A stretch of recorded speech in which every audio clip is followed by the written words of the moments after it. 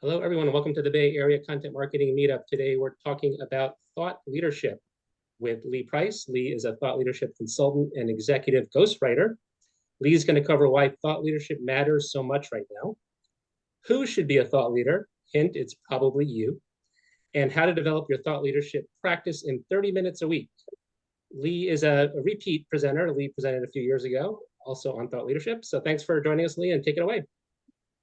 Hi, thanks. Thanks, Dennis, and thanks everyone for letting me join your group. I started coming to these meetups during the pandemic when everything moved online. I've never lived in the Bay Area, so I live in Florida, so I'm coming to you from the other side of the country, but I'm really excited to be here. As Dennis mentioned, I have talked to this group before about thought leadership, and so I'm doing something different this time. That was a few years ago, and I was talking about how I approach thought leadership for my clients, how I help them develop their thought leadership, how I help them think about it for their organization. But I've learned a lot in the last few years doing that work, and I've come to some new conclusions about how I think about my own thought leadership practice and how I think other people can get unstuck around some of the roadblocks or challenges they have with their own thought leadership. So today is really about you, and you can certainly, I think, use some of these ideas to work with either clients or leaders in your organization, but I really think that we all need to start with ourselves to practice and experiment with thought leadership, even if we want to help other people do it. So that's what I'm here to talk about today, is what I mean that thought leadership is a practice and how you can start thinking differently about yours. Okay, so first, we're here to talk thought leadership. People always come in kind of people have lots of opinions and stereotypes about thought leadership. I've already heard some of them bubbling up just in the couple minutes that we've been on the call together. So if you want to unmute or share in the chat, just free word association, what you think about when you think about thought leadership. I say thought leader, you say expertise, Adrian says. I think New of ideas. an authority in your given space or industry, someone that people want to hear from and learn from. Great. Okay. Lots of good ideas in the chat. So executive presence, unique point of view, insights, not product specific. I like that. Expertise coupled with success in that space, having unique and intriguing point of view, credibility. Okay. I love all of these, and I would agree with, I think, almost all of them. So we'll get into my definition in a minute, but I actually think that that shows that there's been a good sea change. Maybe it's just that marketers are an early adopting group and more open-minded, but when I talk to groups that are not marketers, I'll tell you that they have a lot of skepticism about the idea of thought leadership, and they definitely have skepticism about whether they could be a thought leader. So it looks like we probably are over that hurdle as marketers. We'll come back to my definition of thought leadership, but first I want to do a quick exercise to start our time together. So I'm hoping that everyone either has a notebook and pen, or you can open up a blank Google Doc or Word doc. I want you to start with some reflection. Okay, so big question. What have you been thinking about and working on lately? What's on your plate, on your to-do list? What's on your mind? What have you been noodling over as we start this new year? So take a few seconds to write down some notes.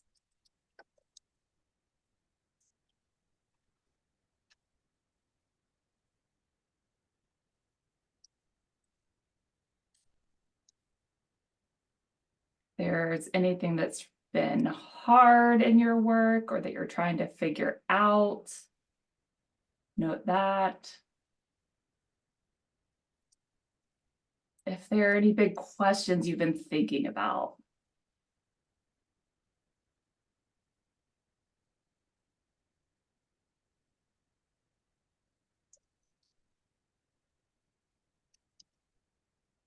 Okay, so I'm looking at everyone's faces here. Give me a thumbs up if you've made your short list.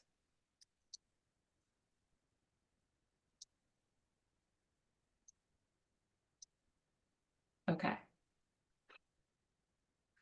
All right, so you've made your list. quick lists of what you've been thinking about and working on lately, I have another question for you. How are you talking about that list? If you look at those bullet points or those words that you wrote down, who knows about that? Who knows that you're working on that? Who knows that you're thinking about that? Do your coworkers know about it? If you have a boss, does your boss know about it?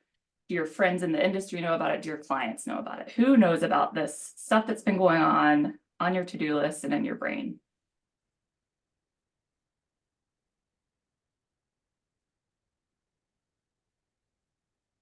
And if you're still looking at your list, I guess another question would be, who do you want to know about this? Who do you wish knew about this stuff that's been going on in your brain? Make a little note of that too.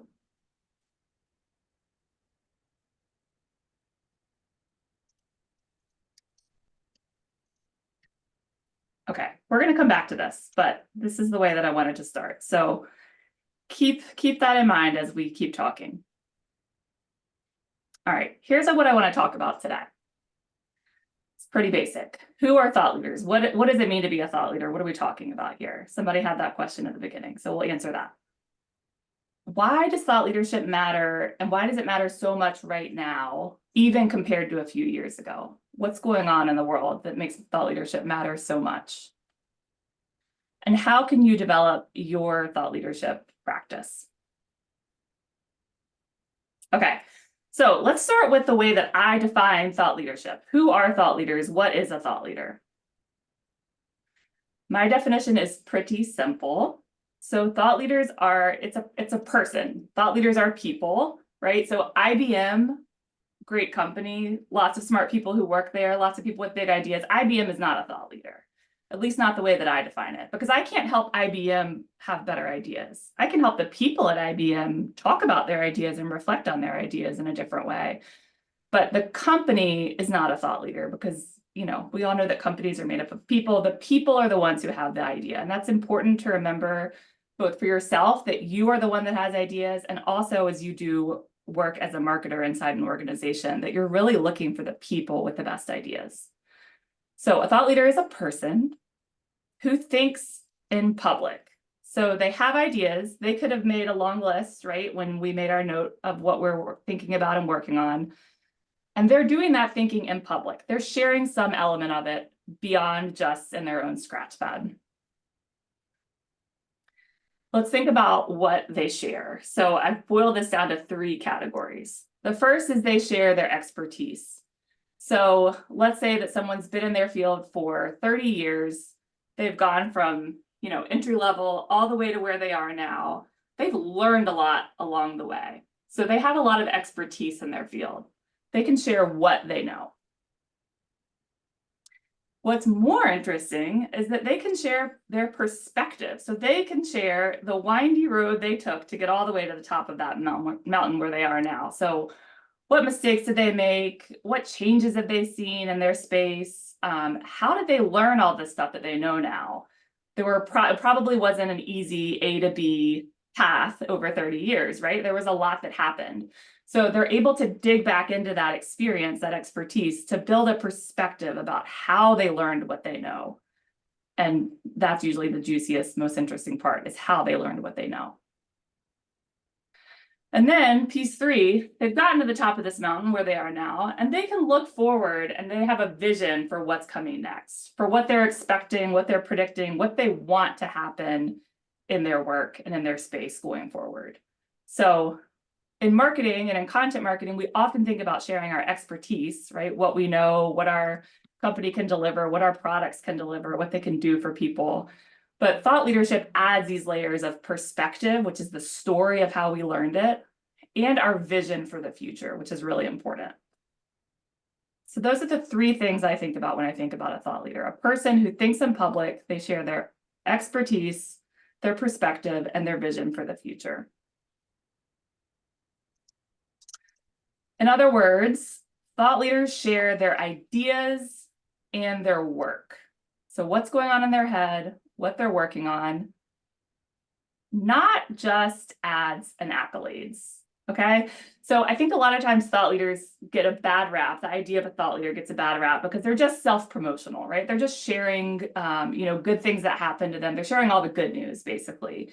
They want people to know about the good stuff that's happening at their company or in their world.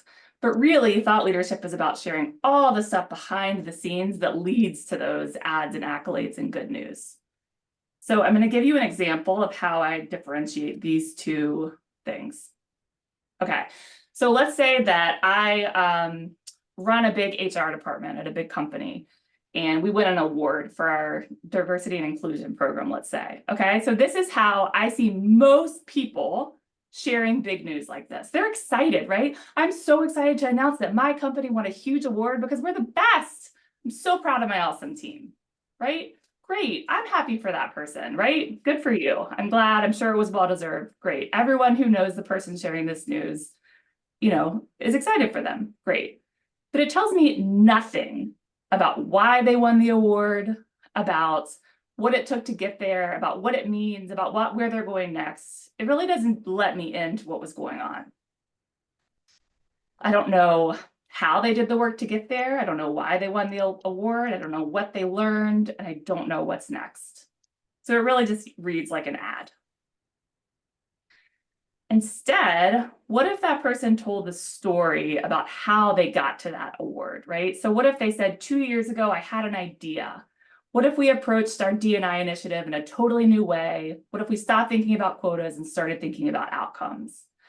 Today, I'm excited to share that my team has turned that idea into an award-winning D&I experience that's receiving accolades from around the industry. Here's what we've learned, right? Followed by the lessons. That's so much more compelling than just sharing the ads and accolades. Instead of being basically just a mouthpiece for the positive news at the company, it's generously sharing how they got there. And so I think it's clear when you look at examples like that, the big difference there. And for this group, another good example is, so I often have clients that are on podcasts, and they'll say, okay, Leah, I want to share that I was on this podcast. So I'm just going to write, hey, I was on this podcast, check it out, right? Or, hey, we wrote a blog post, here it is, here's a link. But that gives the person on the other side of the screen no information, right? It's just an ad and accolade. It doesn't say anything, it's just promoting. So instead, if you give them some of the backstory, the behind the scenes of why were you on this podcast? Why are you interested in this? What did you talk about? What was the most interesting thing? What was surprising to you about the conversation, right? How did this advance your thinking or help you think in new ways? What's in here that could be really helpful for the people who are listening? So it's really opening the door instead of just having this front and sharing just what's in front of the doors, like a press release would. It's letting people in behind the scenes.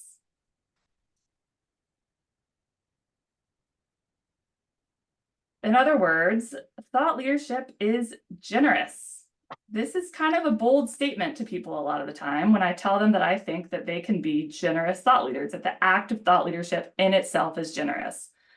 But it is, because it takes a lot more work to write that second kind of LinkedIn post about how you got to the award and what it went into it and to reflect on the ideas that you learned from it than it does just to say, hey, we won an award. Hey, I was on a podcast. Hey, we did this thing, right?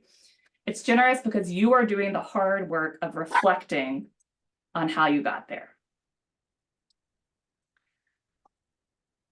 And that's why, in my view, thought leadership really is not about ego or bluster, or I think we heard the word earlier, celebrity. It's not even really about influence. It's about broadening your impact. So I did something at my company. It was a hard-won lesson. It took me 15 years to get to this place. I want to help you learn from what I learned so that you can make the same kind of impact. And I use this little dandelion image. It's one of my favorites because I think about growing something at an organization. Instead of just stopping there, once you've grown, you blow it to the wind. You share a little bit so that someone else can grow something too. And this is why I really think thought leadership is a generous act. All right, we're going to move from the theory to the tactics soon, I promise. I just had to establish how I think about this first. So quickly, we're all marketers in the room. We all know, that things are changing right now in the world of digital marketing. So why does thought leadership matter right now? Quick answer is that I see a real evolution happening. So I started as a content marketer 15 years ago, maybe a little bit longer ago than that now. And it was back in the days when your dentist had a blog, right? I worked in an agency and clients wanted to publish 5 blog posts a week, maybe 7. Like, let's do one on the weekend too, right? Why not? It was about quantity. It was about just keywords and running the race that everybody else was running. Things are very different today. There's an evolution happening from that keyword-driven content to idea-driven content. SEO does not work the same way that it used to. My slides will behave. So I see a real move from SEO, which used to be this almost surefire way. I mean, it was a long game still, but SEO worked. It drove traffic to the right places, or at least we all thought it did. That was the whole premise of content marketing.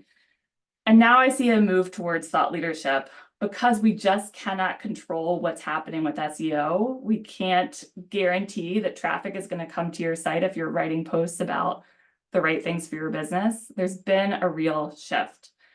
And instead of hiring SEO agencies or teams of junior marketers to write a ton of content about your industry, your product, your space, there's a real shift where in order to stand out, instead you have to have people in your firm who can stand up and have good ideas. Okay, that's all the context setting. Now I want to think about how to develop your thought leadership practice and really why I think about this as a practice in the first place. Okay, so here's one of my simplest frameworks that I use to think about thought leadership, which is basically, who are you? What do you have to share? What are you thinking about and working on, like we started our conversation with? And then who are you talking to? Who is your audience? Who are the people who are following you? Who are the people who you want to influence or get to know or generously spread your insights with? Who are those people and what do they need, right? Your audience is interested in all kinds of things. And you're interested in all kinds of things. But the most important part is that little sliver in the middle. It might be tiny, it might be very niche, and that's okay. Because when you find that little tiny pocket, that's the overlap between what you're thinking about and working on and what your audience is interested in, that's where thought leadership lies. Okay, so we are going to continue doing a little bit of kind of workshopping here. So these are questions that I want you to think about for yourself as a thought leader. So I always start on the pink side of that Venn diagram, which is your audience. So some of you might not think that you have an audience. You might feel kind of uncomfortable with that idea, but let's just use LinkedIn as an example, especially if you are in the job market, which a lot of people are right now. So when you think about who your audience is, who you want to know you, who are they? Who's watching you? Who's learning from you? Who do you want to be in your audience?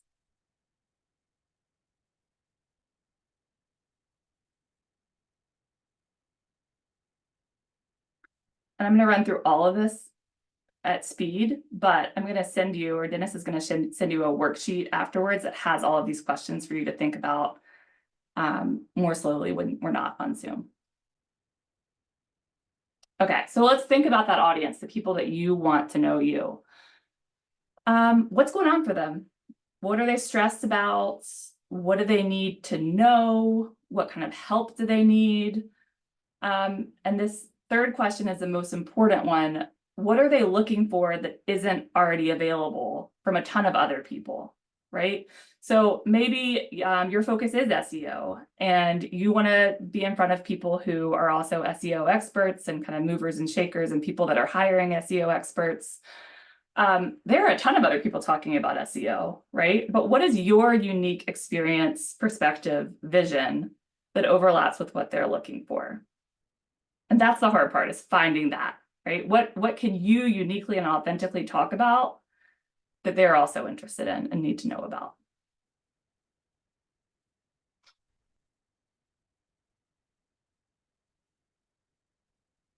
Just look at the chat real quick to make sure I haven't missed anything here, Dennis. I'm assuming you'll let me know if there are any questions. Yes, I will. Okay. All right. So we were just talking about that pink side of the Venn diagram, your audience. So now let's move to the blue, which is you, your ideas and your work. Okay, so here are some questions to think about to identify what's most interesting there. So when people hear your name, oh, Dennis, what do you want them to think about? Oh yeah, he's the guy who, or he knows a lot about, or I know I can count on him to. If you were to write that sentence, what would it be?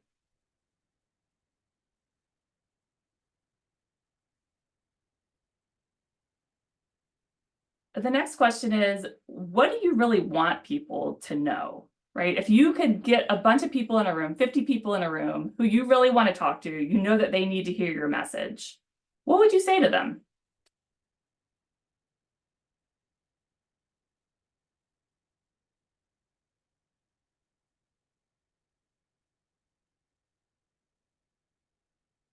Okay, firing more questions at you. Again, I'll send you this worksheet afterwards. These are some more kind of party tricks that I use with my clients to try to develop their thinking and get them thinking a little bit more critically about their ideas, right? So instead of just like, I do SEO, let's go deeper. What's your most controversial stance that people in your space don't agree with, probably, or might fight you on? Mine is probably that thought leadership is generous.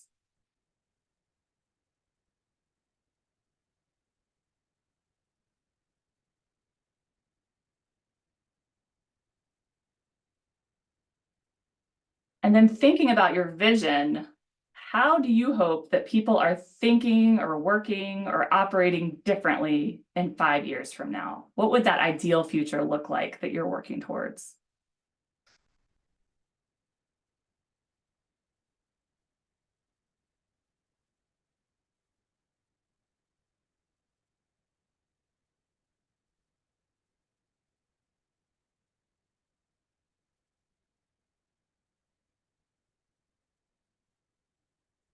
Okay, so as you can see, the blue side of the equation is a lot harder, right? Because it goes back to that R word, reflection. It makes you really dig up what your specific viewpoints are, what you really think, instead of just kind of the headline that you would put on your LinkedIn profile. It's the juicy stuff, it's hard. Oh, I didn't realize I had another slide. I've got more for you. So another exercise that I do with people is to fill in the blank here, right? So the biggest challenge in my industry is, the biggest opportunity in my industry is,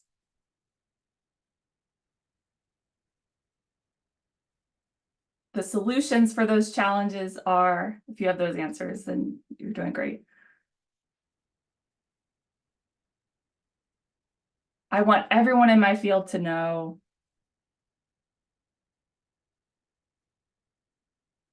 And then this last one is my favorite. The questions I'm still asking are, because I think the answer to that for you is just as important as your expertise, because it shows that you're still doing this work, right? You don't have everything figured out. And sometimes the questions you're asking are the most interesting part of what you're thinking about.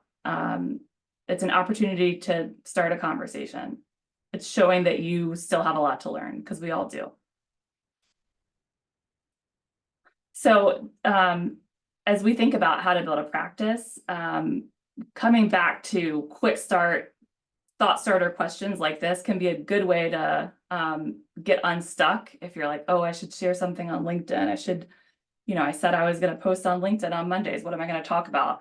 Going back to this kind of thought starter, even if you're not answering this specific question, can just help get the juices flowing. Okay. So again, the two things we talked about: who is your audience? What are they craving perspective on? What do they need? What do you know a lot about? What ideas are in that overlap?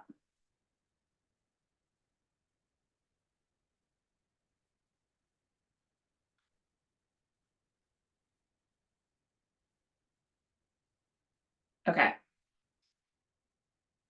I've talked a lot about the word reflection, and to me, that's where thought leadership happens. Okay, so this is what I think of as the thought leadership cycle. Can you tell that I like to make little diagrams to help me talk about this stuff and think about it? This is part of what I've developed in my own thought leadership. This is what it's come out of my practice, okay? So most people are just doing this pink part. They're doing the work, no matter what their job is, right? We're all just doing the work. We got a lot to do, got a lot to get done. I'm doing the work. I'm helping clients solve problems, okay? That's great. Thought leadership comes when you take the next step though, which is reflecting on that work. So what are the patterns that I see coming up over and over again? How am I answering some of these questions differently today than I would have last year at this time? What's changed about this work? What's the advice I'm giving that's different now? What am I learning, right? The reflection comes after the work. And this is the hardest part for most people. This is where most people get stuck. They're like, yeah, I don't know what I'm going to share. I don't have anything to share. So I'm just going to go back to doing the work. This is why thought leadership is generous, because it's hard. Okay. So then the thinking in public, the posting to LinkedIn, the writing the blog post, the sending out the newsletter, doing the podcast interview, that part is actually easy if you've done this reflection part first. That's really just kind of codifying your ideas and getting them out, sharing your thoughts. So this is what people see as the thinking in public, but the actual thought leadership work happens in the reflection. It's quieter. It pairs really nicely with therapy. So thought leadership is not therapy, but it's a great companion to it. It's kind of the part that most people don't see, but it's where all this work happens. So then this is a cycle because it doesn't just end with the LinkedIn post, right? It doesn't just end with you sharing something in public. What I have found is that when you do this regularly and you force that reflection process, you become so much better at what you do. You use those insights that you forced yourself to codify and share. You use those to get better at your work. You bring your thought leadership insights right back into your work, and it's this cycle that keeps moving. So that instead of just staying in the work, you're actually getting better at the work by sharing your thought leadership in a disciplined, proactive way. I've seen this over and over with myself and with my clients. At first, it's really hard. It's like pulling teeth, but the more they practice it, the better they get at it, the easier it gets. And they see these insights, like when they're looking for them in their work, they're like, oh, I saw this thing. Oh, this pattern came up. Oh, someone asked me an interesting question the other day that I want to write about, right? When we start training our brain to look for those moments of reflection and insight, it gets so much easier and we get better at this core work part anyway. So again, this reflection part is what I really encourage you to start with because it's the hardest part, but it's what powers good thought leadership. Okay. So here's how I think about a personal thought leadership practice. These are the elements involved, and I'm going to use myself as an example. So the first thing I tell people to do is to plan when you're going to reflect. I said reflection is the hard part, so you have to plan when you're going to do it, to schedule it on a recurring timeline. So it could be like, okay, Friday mornings, I don't have a lot of client calls. I'm going to use that. I'm going to block out 30 minutes every Friday morning to go on a walk and think and come back and take some notes. Or I'm going to have a call with 2 of my peers every Monday afternoon, and we're going to work together to kind of reflect on what we've learned the week before, or, you get the idea. I'm going to do this on a recurring timeline. Then decide how you'll share those reflections. It could start by just saying, okay, I'm going to commit to writing a full page in my notebook and no one's ever going to see it. If that's where you want to start, that's great. But just committing to the practice of getting some ideas down is a good place to start. It could be, I want to post on LinkedIn every other week. So I'm going to set this as my to-do every other week, and I'm going to share that way. Even if it's ugly at first, I'm going to start the practice of getting it out, and I know I'm going to get better. I also encourage people to find an accountability buddy. So you're not doing this alone. This can feel like kind of lonely work. And especially if you're an extrovert or a people person, I know for me, I like to talk about this stuff. So I actually have a voice memo group, like a WhatsApp group of peers who do similar work to me. And we are talking about this kind of thing all the time.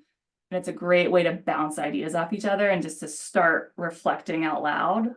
And we often turn that into thought leadership that we share online. My last tip, and this is important, is to get in the way of new ideas. And what I mean about this is when you're just doing your work, that pink part of that cycle, you know the kinds of clients you're working with or the kinds of work you're doing, the kinds of conversations you're having, but it often is kind of siloed in one little part of the world.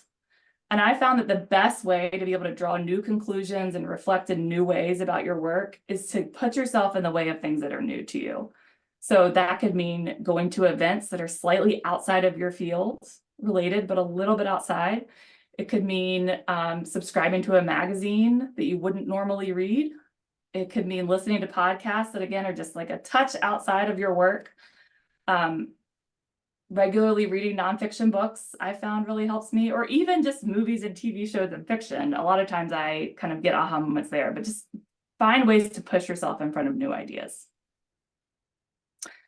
So for me, I started working for myself 4 years ago, and it was important to me to have my own thought leadership practice if I was going to be consulting other people on their thought leadership. So this is what it's looked like for me, and it's been the best decision I made in my business. So I made a plan to reflect on a recurring timeline. Every other Friday, I have to have a full article about something that I'm thinking about or working on. I share mine in an email newsletter. I don't have a huge list, but honestly, I don't really care because for me, it's not so much a marketing channel as it is my own practice of doing this reflection because I know that it makes me better at my work. So I share it in an email newsletter every other Friday. I've been doing this for 4 years. I've never missed one. Often it's Thursday afternoon and I'm like, oh no, like I don't have time. I don't have any ideas. I'm not inspired, but that's why this is a practice. It's a discipline.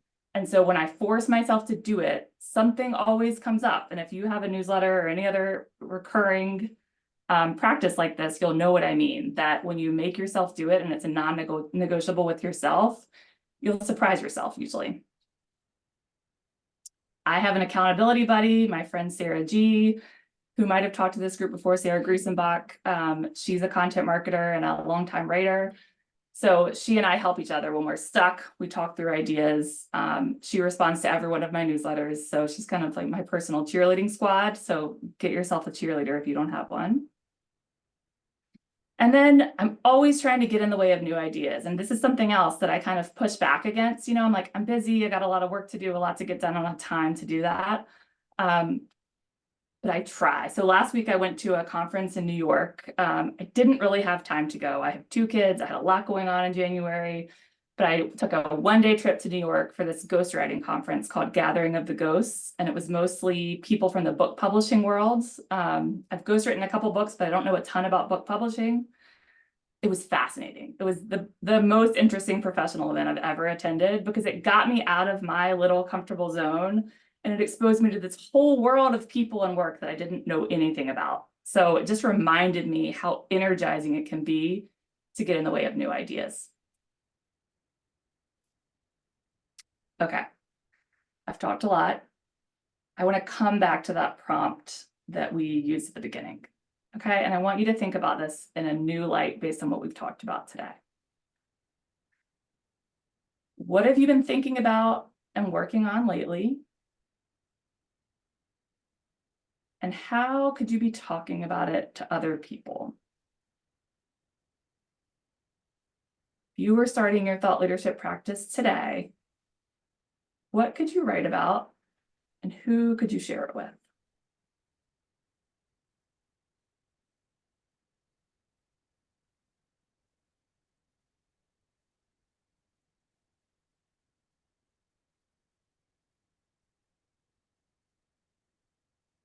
Okay, so I'm going to close with that.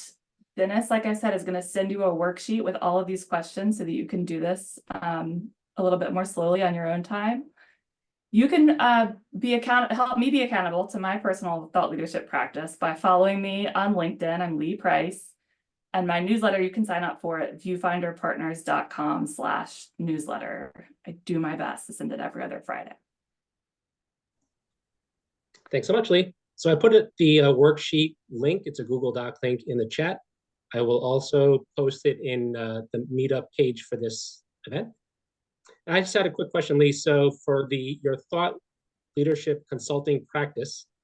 What are some of the typical types of people that engage with you? And then what does an engagement look like? Yeah, so I work mostly with C-suite leaders, all B2B, mostly professional services is my niche. So heads of consulting firms, any other professional services firm. I say that I like to work with people whose product is ideas because I can just guarantee that they have good ideas. So I don't work with as many software, SaaS kinds of companies. And the kinds of work that I do really runs the gamut. So I do everything from helping people write their LinkedIn content to writing traditionally published books. So anywhere that people want to get their ideas out, podcasts, I produce people's podcasts too. So I'm breaking the first rule of marketing and that I don't have a specific niche of the exact kind of productized service I offer. I really work as a thought partner for leaders of companies and the marketers on their teams. So what was the topic of the most interesting book that you ghost wrote? Joy at work. Oh, okay. Yeah, that's the other thing is I Excellent. like writing about good things, kind of aspirational topics. Yeah, purpose driven. I don't see any questions in the chat, but feel free to unmute yourself if you have a question. Lee actually had a question about questions. So one of your prompts was like, ask the questions that you are curious about. So as an example, if I posted to LinkedIn and said, like, I don't know how to use AI in my content marketing, and I got, let's say, 100 people commented. So it was an amazing thread of people's ideas. But all I did was the impetus. I didn't contribute to that. Is that thought leadership? And if not, is there, well, like, what could I do to follow up on that to make it thought leadership? Yeah. I mean, I think you could think of that as part of your reflection process, as your kind of crowdsourcing, right? So I know that that's other people's ideas, but that could help be a thought starter for your own ideas, right? Because I know that if I ask a question like that, I'll get a lot of answers and a lot I'll nod along with. And there will be some that I'm like, no, that's not how I would say that at all, right? So I would just challenge myself to double click on that, right? Like, why does that not fit with the way I think about it? If I don't think like that, it must mean that I think like this other way. Right. So yeah, I mean, I think the marketing answer would be you take all of that, you summarize the best answers, and then you tell how you actually feel. That would be the thought leadership part of it. Right. Yeah, but in general, I would just use that as a way to push your own thinking. Got it. Lots of compliments in the chat. Let's see. Anyone have other questions? I don't want to hog up all the question asking. I do have a question, Dennis. Excellent. Lee, excellent presentation. My name is Pedro Medina. I'm the founder of Haystack Data Solutions, and we're a data agency. So we're kind of one of those professional service firms you spoke about. And I'm grappling with this question about thought leadership all the time. So I do have a question and a comment. One is there is another concept of trends happening in your industry as one of those key buckets, reflection buckets that you brought up, which I think is relevant as well. So tying your thought leadership to trends going on. And then my question is, what are your thoughts when you're considering thought leadership in a space where you might not necessarily be, the top expert in, right? And what I mean by that is that technology, especially in the data space, is constantly shifting. And oftentimes it's difficult to stay on top of these new tools and technologies and this whole ecosystem. And part of my ideas are with some very cutting edge tools that folks may not necessarily know a lot about, and kind of being a guide of sorts, but not necessarily presenting myself as an expert, because I too am learning about it, right? Because it's literally brand new. So what are your thoughts around thought leadership when you're kind of a newbie in the space as well? Thank you. Yeah. So first of all, I mean, it depends on what your personal brand and your company's brand are, but I always lean towards being really transparent about what you do and don't know and what you're still exploring. So if you can be kind of a co-pilot along with your audience of, all these new tools are coming onto the market, I'm interested in them like you are, let's explore them together. You can share how you're figuring it out as you go. I didn't include it in this presentation because I think I've shared with this group before, but I think about different categories of thought leaders, and one of them is a curator. And that's really the easiest entry point to thought leadership. So instead of publishing your manifesto of what you think about these tools, you're gathering resources and sharing them out, right? So maybe they're not your ideas, they're other people's ideas, but the work that you're doing is curating them for your audience. And maybe adding your own reflections on top, but you can start by just gathering the best resources that you're using to learn more so your audience can benefit from that too. Excellent. Thank you. We have a question from Amy Higgins. Amy, I'll read it unless you want to come off mute to ask it. The question is, thank you. When speaking to leaders, how do you discuss metrics with them? I have some that look at annual contract value and lead gen, but I view thought leadership as awareness and engagement. Interested to hear your thoughts. Yeah, so always the $1 million question for marketers, right? Is how do we justify the value of our work? My lazy answer, Amy, is that I avoid working with people that want to put a numeric value on the, the value of thought leadership work, because it's impossible, right? I mean, it's just like branding or awareness building. It's really hard to attribute a lead or a sale to a LinkedIn post or to knowing that you're a person that thinks about this topic for the past 5 years. Usually, especially with senior leaders, they see the value because people that they like and respect like their stuff. And they're like, oh, so-and-so read my HBR article, So it's kind of a vanity play, usually the higher you go up in an organization, but that's worked for me because they want to be talking in the same spaces as the peers that they respect. And so if I can help them do that reflection work so that they can take their ideas and their work to those spaces as respected spheres, it's worth it to them. I love that. I have a follow-up question, and sorry, I'm going to remain video mute because I'm in a odd place in my house trying to get internet. I hear the vanity play. I hear that a lot. The problem that I've seen with leaders is the consistency.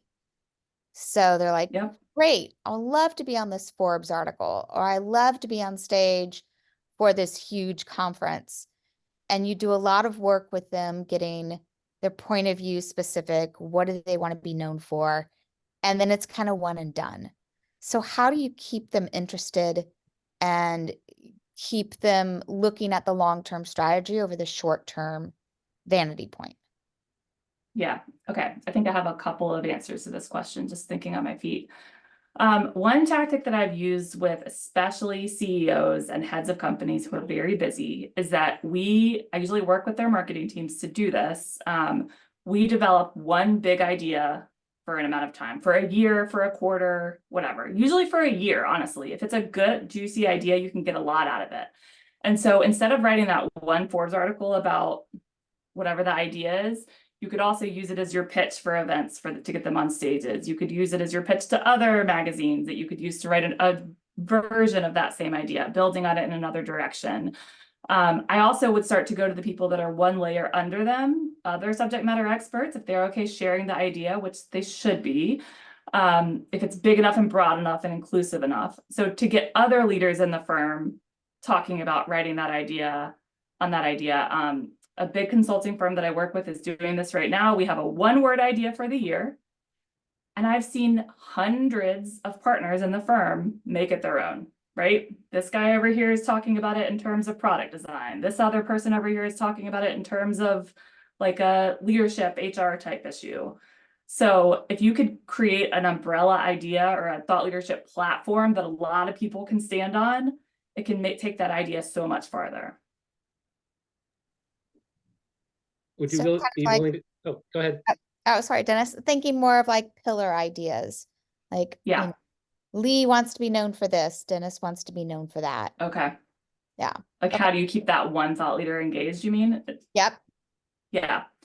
I think you can put on your marketing brainstorming hat, right? So you work with them in one interview to develop one idea. Could you come up with 15 other secondary ideas that build off of that? And this is when it gets a little bit hard when you're the thought partner or the ghostwriter collaborating with a person, because they're not your ideas, they're their ideas, and they have to be their ideas. But you can do a lot as the helper behind the scenes, whether you're looking at transcripts of sales calls or you're looking at other things happening outside of the firm that you can build on. You can get really creative in terms of getting in the way of those new ideas that you can use to intersect with what you're already doing, to try to give them some runway, like a place to start. I also find that executives usually, and I think probably a lot of people would agree with this, have an easier time reacting to something that someone else writes or gives them than starting from scratch, right? So instead of saying, hey, CEO, can you write me 10 bullet points about what you think about this idea? That's not going to happen. But I can talk to them for 10 minutes and then write up 2 paragraphs, and they can say, oh, no, this isn't how I think at all. They can react. It's so much easier for busy people to react than to write it on their own. Love that. Thank you, Lee.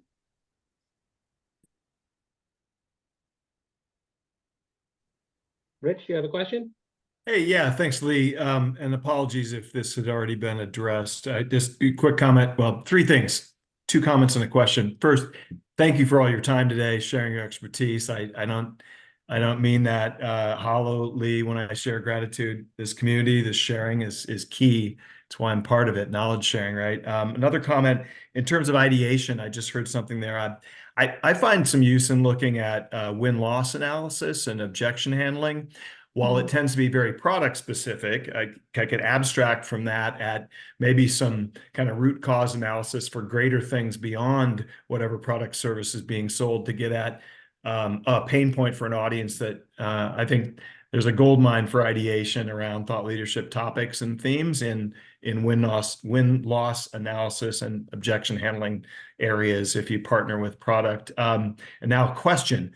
In terms of content performance measurement and measuring success, ask 10 people, get 10 different answers. Obviously, we want the content consumed.